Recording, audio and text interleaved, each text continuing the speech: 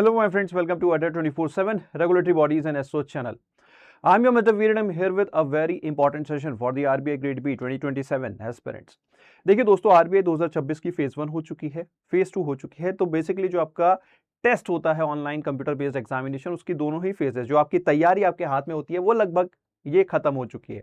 अब इससे हमारे लिए फ्यूचर एस्पिरेंट्स के लिए बेसिकली क्या लर्निंग रही थी कि हर बार जो है कुछ ना कुछ सीखने को मिलता है, तो इस बार की हमारी क्या लर्निंग रही है वो हमें पता होनी चाहिए, है ना। विदाउट दैट कहीं ना कहीं हम जो प्रिपरेशन कर रहे हैं that may go on the wrong side. कई बार क्या होता है हम अनवांटेड मिथ्स बना लेते हैं, ये तो एग्जाम ऐसा है, ऐसा ही होगा, है ना। तो उन सभी मिथ्स को ब्रेक करेंगे, लर्निंग को आगे कैरी फॉरवर्ड करेंगे। तो चलिए दोस्तों स्टार्ट करते हैं। स्टार्ट करने से पहले अगर चैनल पे नए हो तो जल्दी से चैनल को सब्सक्राइब कर लो, वीडियो को लाइक कर दो, और ये रहा हमारे ऐप गूगल प्ले स्टोर से ADA 24/7 ऐप, इसको डाउनलोड कर लीजिए। यहाँ पे आपको बहुत सारी चीजें फॉर फ्री मिलती हैं, be it related to subject wise quizzes, all India free mock test, previous year papers, current affairs, PDF, बहुत कुछ आपको फ्री में मिल जाता है, जॉब अलर्ट्स वगैरह। तो प्लीज डू डाउनलोड इट। चलिए दोस्तों स्टार्ट करते हैं। सबसे पहले बात करेंगे फेज 1 के बारे में। बहुत लंबा सेशन नहीं रहेगा, क्रिस्प रहेगा, लेकिन कुछ इंपॉर्टेंट टिप्स रहेंगी आप लोगों के लिए। Please do carry that knowledge with you while you are preparing for RBI 2025। सबसे पहले अगर हम बात करें फेज 1 के बारे में, तो फेज 1 में देखो क्या है कि बच्चों ने जो बहुत सारे बच्चे जिन्होंने शायद आरबीआई पहली बार दिया है ना, या जिन्होंने जैसे पिछले साल भी दिया, उससे पिछले साल भी दिया, तो पिछले कुछ साल से जो है आरबीआई का पेपर लेवल जो है वो थोड़ा गिरता जा रहा है। खासकर अगर हम क्यूआरई के टर्म्स में बोले, है ना, क्यूआरई के टर्म्स में बोले तो पेपर का लेवल थोड़ा इजी होता जा रहा है। अब इससे क्या होगा, जो बच्चे हैं they can make a psychology की यार आरबीआई का फेज 1 क्यूआरई बहुत इजी आता है। जैसे इस बार तो अगर हम बोले most like clerk mains level तक ही गया है, उससे इवन इजियर साइड भी रहे हैं, है ना। पीओ भी अगर हम बोले तो पीओ लेवल भी टच नहीं किया इस बार आरबीआई ने। तो अब इससे क्या हो सकता है, नेक्स्ट टाइम बच्चे जो है वो इजी प्रिपरेशन करेंगे। I would be suggesting you prepare the best you can, है ना, क्योंकि मैं ये एग्जामिनेशन को आज से नहीं बहुत पहले से, जबकि मैं अपने एस्पिरेंट डेज के बारे में बात करूं 2014 से, अगर मैं बात करूं 14 नहीं 15 से, तो तब से मैं इस एग्जाम को ट्रेस करता आ रहा हूं दोस्तों। इट्स ऑलमोस्ट अ डेकेड, है ना। तो इस एग्जाम ने कई बार काफी ज्यादा सरप्राइज किया है ना, ओवर द ईयर्स ये लेवल गिराते हैं। फॉर एग्जांपल अगर मैं बात करूं 2017 में बहुत टफ पेपर आया, 2019 में बहुत, जैसे इस बार का पेपर है ऐसा ही एकदम बिल्कुल बेकार हलवा पेपर आया, है ना।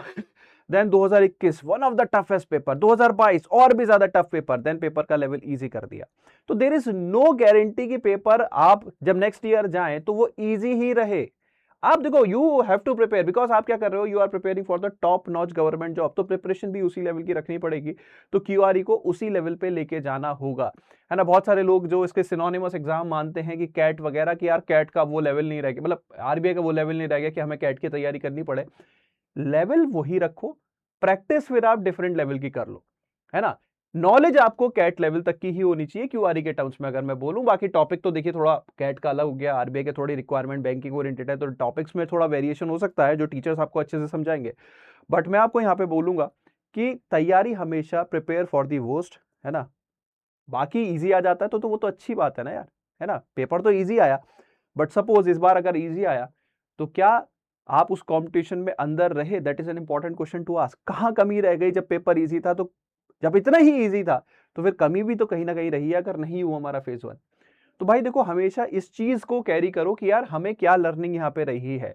इजी आता है तो उसको कैसे कैटर करना है, लेकिन प्रिपेयर हमेशा उस लेवल का करो कि यार कोई कंपटीशन ही ना रहे, कि कल को अगर सपोज टफ भी आ गया, कल को हमें खुद को एक्सक्यूज ये नहीं देना है कि यार पेपर अब इस बार टफ दे दिया, इस बार इजी दे दिया, है ना। Excuses are for the weaks. तो यहां पे आपको ध्यान रखना है क्यूआरई को आप जितना अच्छे लेवल का तैयार कर सकते हो उतने अच्छे लेवल का तैयार करो, हर लेवल की प्रैक्टिस करो, इजी की, मॉडरेट की एंड डिफिकल्ट की, हर लेवल की तैयारी रखो ताकि कोई आपको रोक ही ना सके। तो अपने मन में ये मिथ मत बनाना, I am telling you, trust me, मैंने देखा है ओवर द ईयर्स में, ईयर भी आपको बता रहा हूं, आप पेपर चेकआउट कर लो जहां पे आरबीआई ने इजी भी दिए हैं, बहुत इजी भी दिए हैं। आई थिंक 2019 में तो शायद 120 के आसपास कट ऑफ थी, इफ आई एम राइट, है ना, एक बार चेक करना, है ना।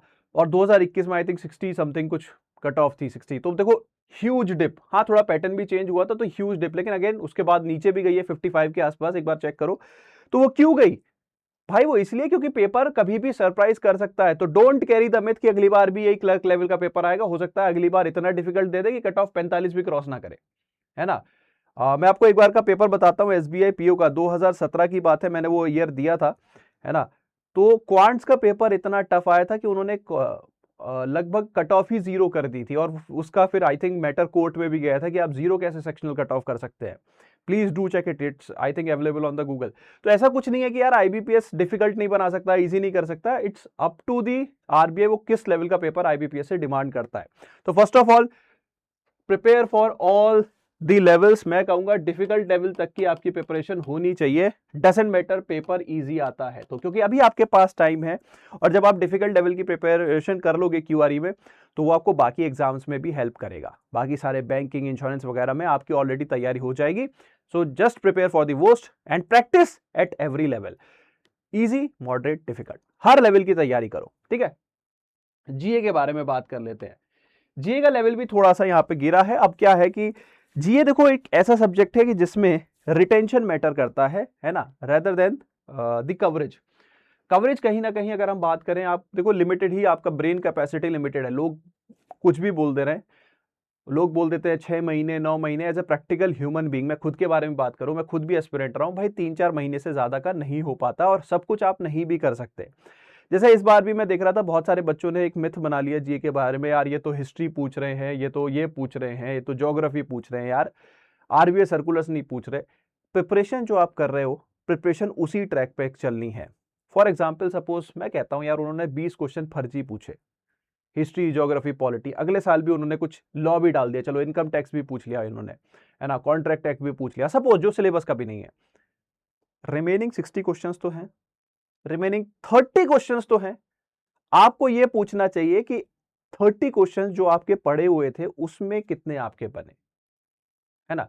प्रिपरेशन में कोई बहुत ज्यादा मॉडिफिकेशन नहीं करना कि अगर आप अब देखो कि अब आप हिस्ट्री, क्योंकि हिस्ट्री के इस बार क्वेश्चन देखने को मिल गए, तो अब आप हिस्ट्री पढ़ने लग जाओ।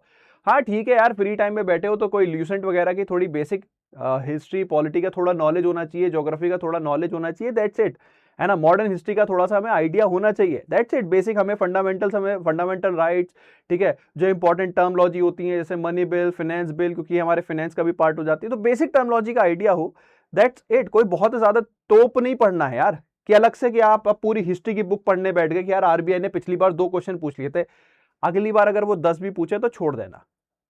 प्रिपरेशन वही रखनी है, करंट अफेयर ओरिएंटेड 3 से 4 महीने, and her line by line आपको याद होनी चाहिए, दैट्स इट, है ना। This is an important learning. Preparation में कोई बहुत ज्यादा चेंजेस नहीं लाना। और हाँ, अभी के लिए अगर आप चाहो तो, जैसे अगर आप थोड़ा सा, क्योंकि दिस में भी एन इंडिकेशन पिछले 2 साल से वो थोड़ा सा यूपीएससी का टच लाने की कोशिश कर रहे हैं, जो इस बार थोड़ा सा ब्रॉड लेवल पे दिखा, तो थोड़ा सा आप भी अपनी प्रिपरेशन को ब्रॉड करने की कोशिश करो, थोड़ा सा हिस्ट्री पॉलिटी वगैरह ऐड करने की, बेसिक नॉलेज आपको होनी चाहिए, वो ऐड करने की कोशिश करो, because this is the time when you can add up. तो कोई पतली सी ल्यूसेंट वगैरह की बुक्स आती हैं जिसमें हिस्ट्री पॉलिटी ज्योग्राफी थोड़ा होता है, लेट्स नो अबाउट दैट। नहीं तो आप न्यूज को ही थोड़ा उस एंगल से पढ़ो ना यार।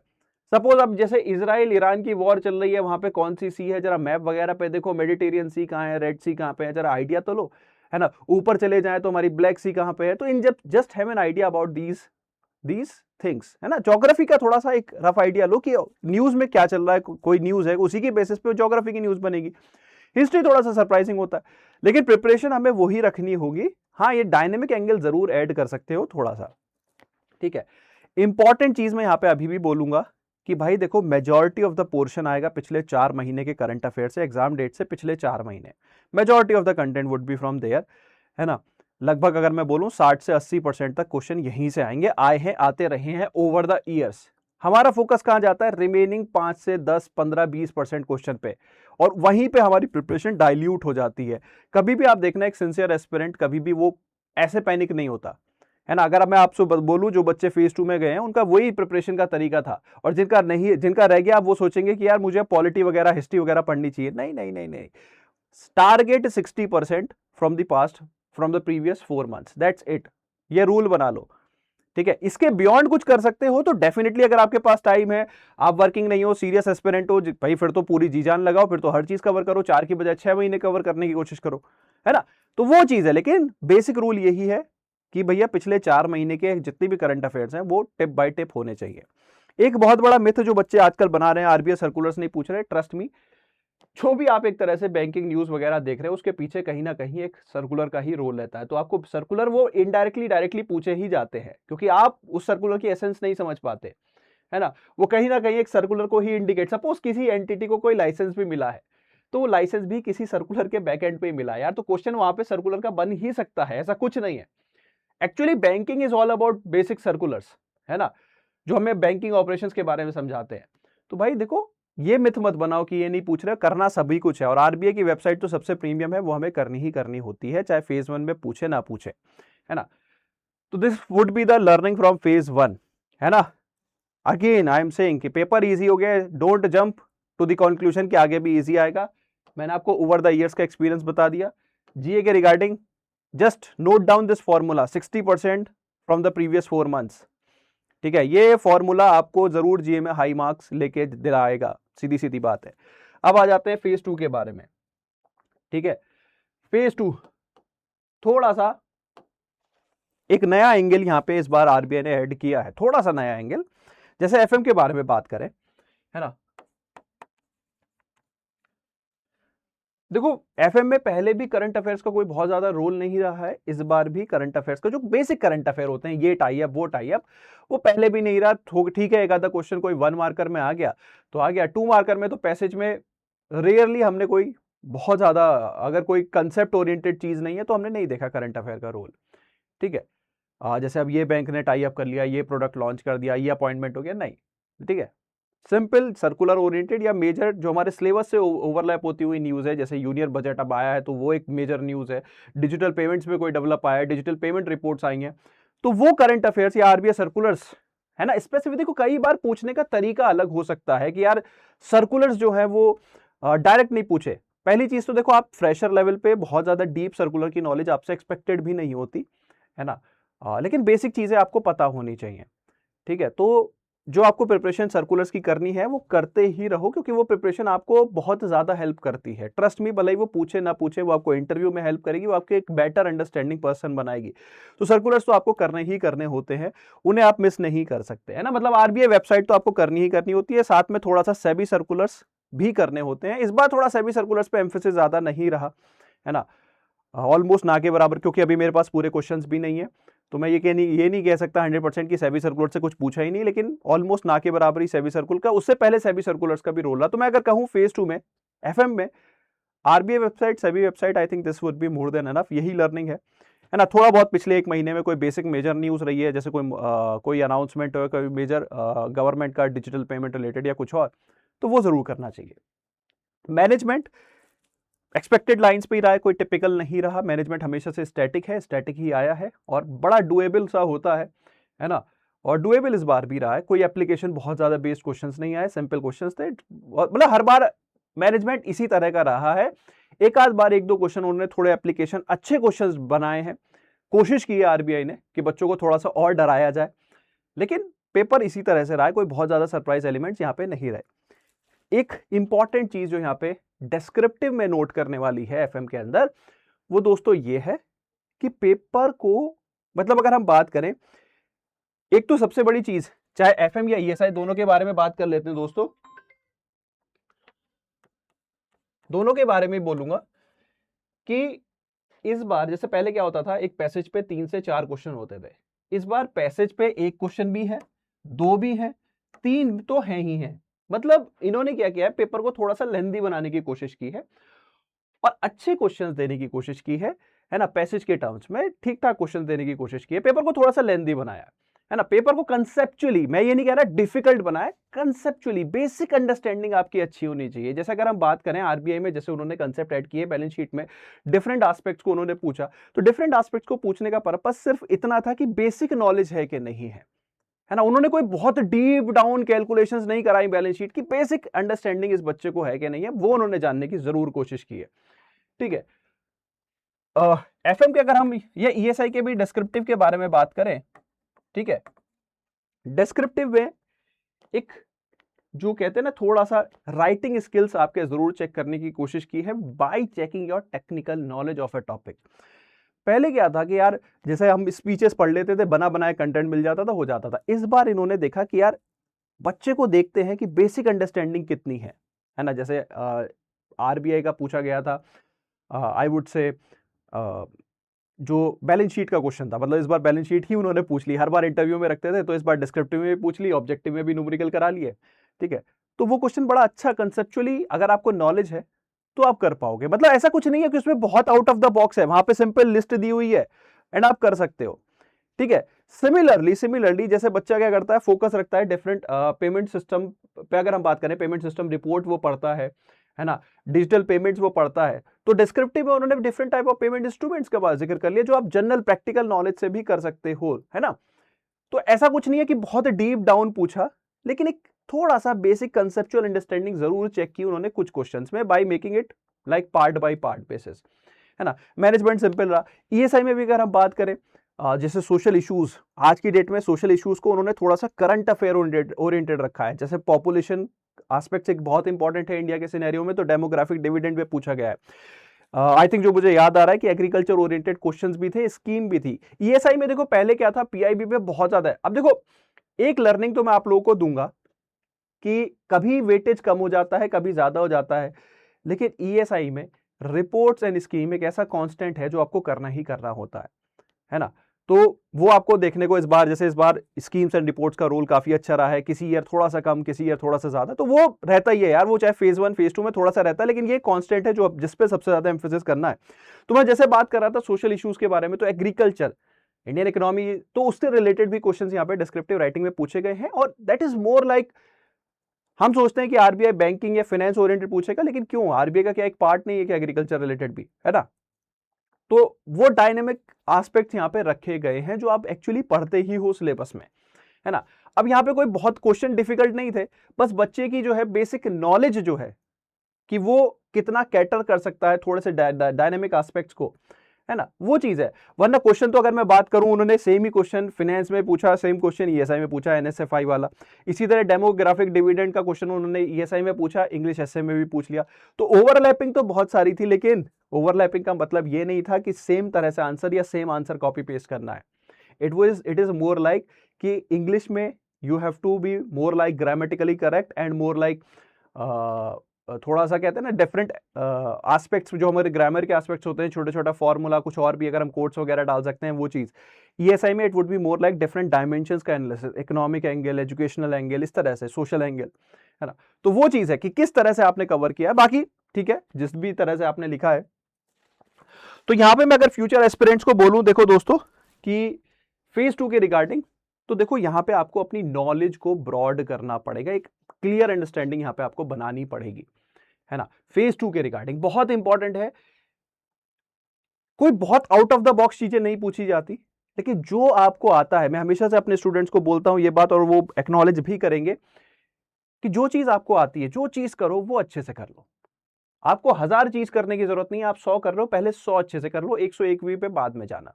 बच्चा क्या करता है, सर पहले तो मैं बहुत सारी, मैं बता तो रहा हूं बहुत बेसिक चीजें होती हैं जो पूछी जाती है। अगर मैं बात करूं ये डिस्क्रिप्टिव के जो क्वेश्चंस हैं, ये एज इट इज हमने डिस्कस किए हैं लगभग ऑलमोस्ट, है ना। तो क्योंकि वही चीज पूछी जाती है भाई, ऐसा कोई नहीं है कि आउट ऑफ द, अगर वो आउट ऑफ द बॉक्स आएगा तो ट्रस्ट मी 99% स्टूडेंट्स उसको नहीं कर पाएंगे, है ना। तो हमें उस डायनेमिक एंगल के बारे में नहीं, हमें ये देखना है, हमें जो अगर बेसिक पूछा गया, जो पूछा गया, जैसे जो हरी विंडो पे एक शॉर्ट नोट था, है ना। अब आप देखो रोल ऑफ ऑडिटर, क्या हम ये पढ़ते नहीं है क्या बड़े आराम से, कॉर्पोरेट गवर्नेंस में ऑडिटर का रोल, है ना। इसी तरह से ये जो चीजें जो बेसिक हैं, जो हमें आनी चाहिए, आती हैं, वो हम कैसे करते हैं, उस पे कमांड हमारी कितनी स्ट्रांग है, तो उस पे हमें बेसिक्स को स्ट्रांग करना पड़ेगा दोस्त, और कुछ नहीं है। Work on your basics.